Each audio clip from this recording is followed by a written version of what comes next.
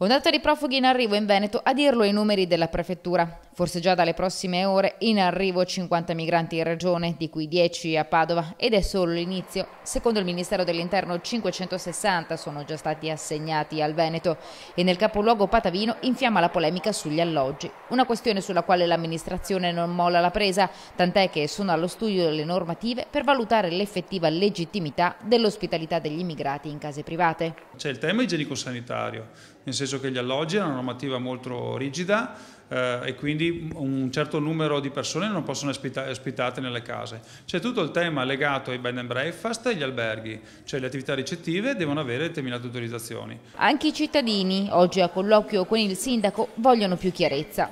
Chiederò che vengano stabilite delle determinate norme di convivenza sociale. Vorrei sentire delle risposte che siano realistiche. Nel frattempo prosegue la raccolta firme di tutti i cittadini contrari all'arrivo dei profughi.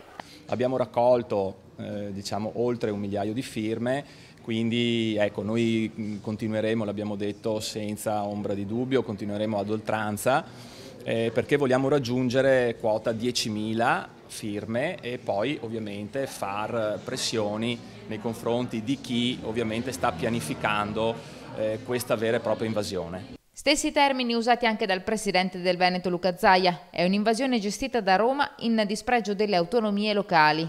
Il no del Veneto è realista e non razzista, precisa Zaia in una nota stampa.